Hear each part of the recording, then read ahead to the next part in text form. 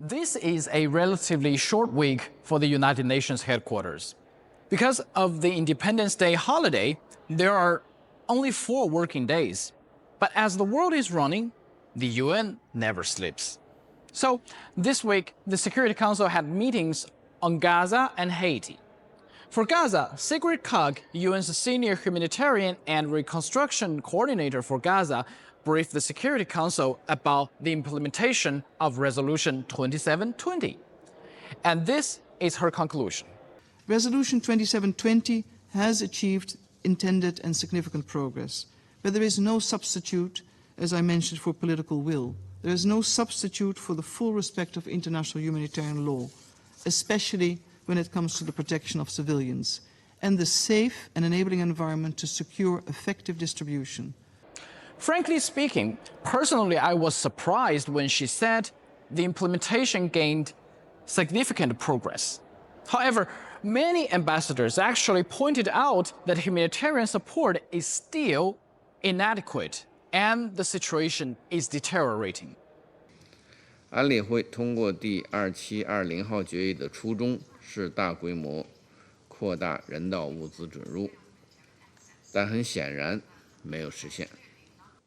We wonder if we in the Security Council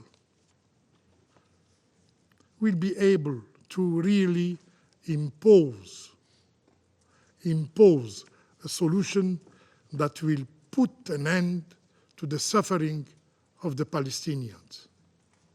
So how come Ms. Kaag believed that there was a significant progress? The mechanism is operational, up and running. It enabled the establishment of additional supply routes, Cyprus, importantly Jordan, the Jordan corridor. It enabled also the temporary reopening of the port of Ashdod, the opening of Tsikim and West Eretz, which allowed for aid to go to the north, which has actually been very important in the recent period.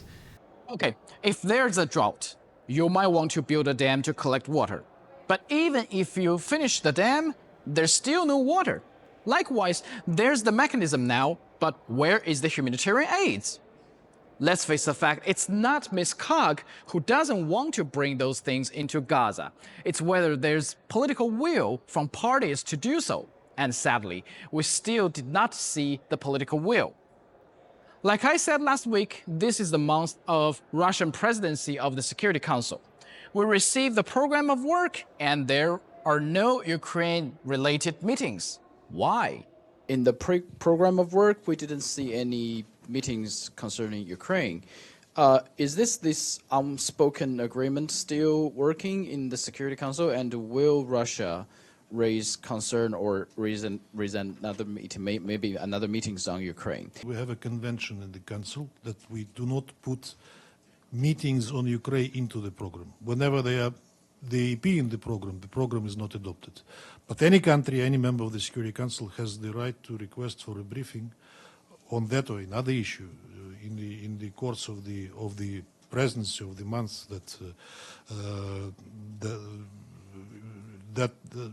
this time in July, and we have indications that this meeting on their part will be requested, to which we will reciprocate, our mirror policy on that issue, but we are waiting for their first move. However, Russia will have a signature event on multilateral cooperation in the interest for a more just, democratic, and sustainable world order. And here's what Ambassador Dezhi of Russia had to say.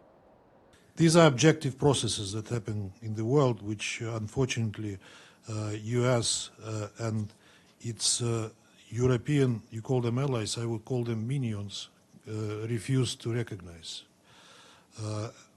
That other centers of power are emerging, China being one of them, other places, I will not enumerate them all, and that they have to recognize this objective fact. But they are trying to retain the dominance that they enjoyed for the last 500 years, basically, and cling to it.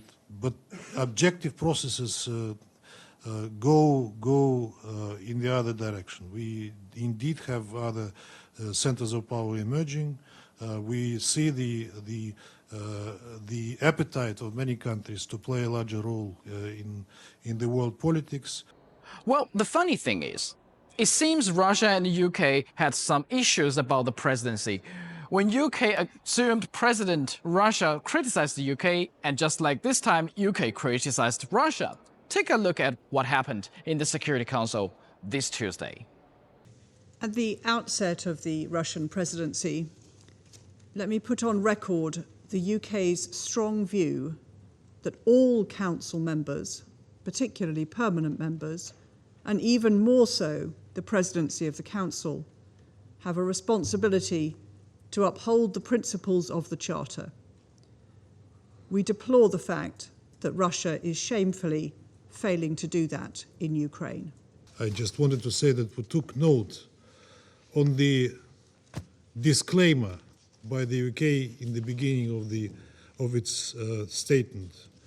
Also, for the record, we would like to know that it is not for UK to teach and lecture member states, members of the Security Council, including permanent ones, on upholding international law. The law, international law, which UK and other Western partners long parted for the sake of the rules-based international order. The country that ignited, the country that fueled the conflict when it was about to be stopped in April 22. And that was exactly your Prime Minister who prevented concluding a treaty, a negotiated treaty between Russia and Ukraine that would allow for the conflict to stop at that time and to save numerous lives of unfortunate Ukrainians. Well, this is merely the beginning of Russia presidency. I think we are expecting dramas for the rest of July. And that is all from me.